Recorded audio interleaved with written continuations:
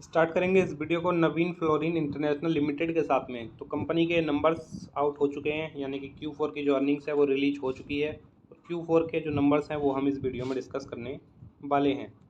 Current price की बात करें तो 4,772 रुपये का है। 47 रुपये 65 पैसे की तेज़ी फ्राइडे के दिन मार्केट में देखी गई है इस शेयर में। रिसेंट परफॉर्मेंस की बात करें तो पिछले 6 महीने में 7% के आसपास का रिटर्न कंपनी ने अपने इन्वेस्टर को कमा के दिया है।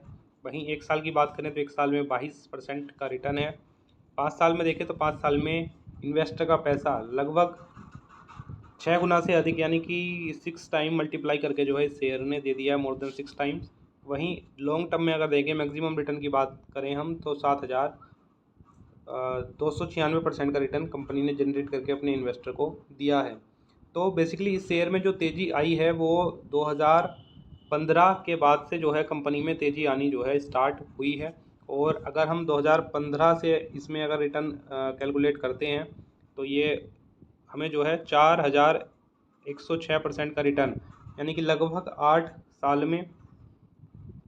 साल में जो है इसने 40-42 गुना जो है पैसा अपने इन्वेस्टर का बना के दिया है, जिन लोगों ने 2015 में इस कंपनी में जो है इन्वेस्टमेंट अपना किया होगा। लॉन्ग टर्म के लिए कंपनी कैरी करने लायक है। शेयर को ये चार्ट को देख के सिंपली आप समझ गए होंगे कि चार्ट किस तरह का है। ऊपर के दिशा में इस तरह का चार्ट हमेशा जो है जिसमें कम उतार चढ़ाव हो, ज़्यादा गिरावट ना हो, तो लॉन्ग टर्म के लिए कंपनी कैरी करने लायक है। मार्च 2023 earning per share beaten by 19.50%, यानी कि जो नंबर्स आने थे, नंबर्स बढ़िया आए हैं। ये इस बात का प्रूफ है कि अर्निंग पर शेयर जो है वो 19-19.5% के हिसाब से बीट हो गई है। तो यहाँ पे जो एक्सपेक्टेशन थी अर्निंग पर शेयर की वो थी 21 रुपये 94 पैसे पर शेयर के हिसाब से, जो कि आई कितनी है 27 रुपये 43 पैसे, यानी कि 19.5%। ये जो डेटा होता है यहाँ पे जो दिख रहा है 19.50% के हिसाब से बीट किया है। तो ये जो डेटा होता है ये ग्लोबल जो ब्रोकरेज हाउस होते हैं उनकी तरफ से ये एनालिसिस किया जाता है, ये एस्टिमेट लगाए जाते हैं। तो इस डेटा को हम सबसे सटीक मान के चल सकते हैं कि किस कंपनी ने कितना बढ़िया परफॉर्म किया है या कितना ख़राब परफॉर्म किया है। उसके आगे अगर हम रिवेन्यू को देखें तो रिवेन्यू जो है कंपनी का 623.55 करोड़ का हमें देखने को मिला है। सॉरी, ये एक्सपेक्टेशन थी जो कि 697.10 करोड़ के आसपास का देखने को मिला है। तो यहाँ पे भी जो बीट किया है वो 11.80% के हिसाब से रिवेन्यू को बीट किया है। तो जैसा मैंने बताया कि ये सबसे सटीक एक जरिया होता है जानने का कि किस कंपनी ने कितना बढ़िया परफॉर्म करके दिया है। तो नवीन फ्लोरिन के जो नंबर्स आए हैं, आउटस्टैंडिंग परफॉर्मेंस कंपनी की तरफ से दी गई है। अगर हम दिसंबर 2022 के नंबर्स को भी देखें तो यहाँ पे भी जो अर्निंग पर शेयर है उसको जो है बीट किया था, यानी कंपनी ने बढ़िया किया था। हालांकि मार्जिन काफ़ी कम है। सितंबर 2022 का डेटा अवेलेबल नहीं है, लेकिन अगर हम जुलाई का देखें तो जुलाई में भी अच्छे खासे मार्जिन से जो है बीट किया था। 21.05 के मार्जिन से जो है बीट यहाँ पे नंबर्स को किया था।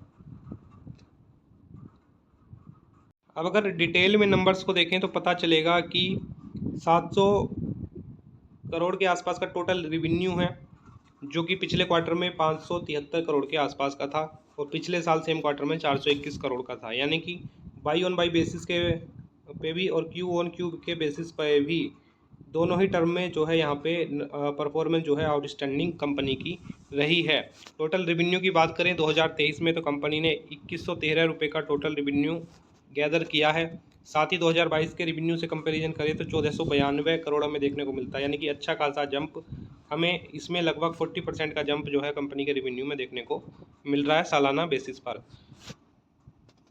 प्रॉफिट की बात करें तो प्रॉफिट जो है हमें कंपनी का 136 करोड़ के आसपास का देखने को मिलेगा, जो कि पिछले क्वार्टर में 105 करोड़ का और पिछले साल हमें 75 करोड़ का देखने को मिल रहा था। तो यहाँ पे भी बाई ऑन बाई पे भी और क्यू ऑन क्यू पे भी दोनों ही टर्म में जो है परफॉर्मेंस कंपनी की आउटस्टैंडिंग रही है, कमाल की परफॉर्मेंस रही है। टोटल नेट प्रॉफिट की बात करें तो 375 करोड़ का पूरे 4 क्वार्टर में यानी कि 2023 में कंपनी ने जनरेट किया है, जो कि 263 हमें 2022 में देखने को मिल रहा था। तो यहाँ से भी अच्छी खासी परफॉर्मेंस कंपनी की देखने को मिल रही है। लगभग जो है 40% तक net profit, more than 40% net profit जो है सालाना बेसिस पे कंपनी का बढ़ गया है।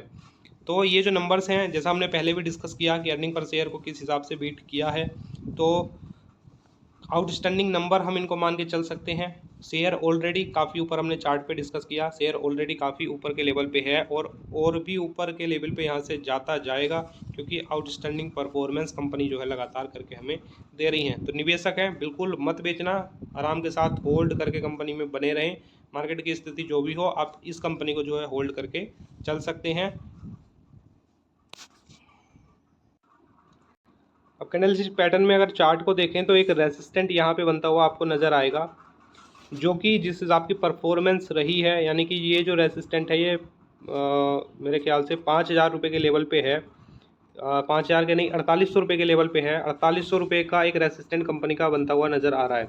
और ये कोई रेसिस्टेंट ऐसा है नहीं कि ये टूटेगा नहीं, रेसिस्टेंट टूट जाएगा। और ये जो पैटर्न चल रहा है यहाँ पे थोड़ा सा हमें इस तरह से जो है रेसिस्टेंट टूटता हुआ देखने को कंपनी का मिल सकता है।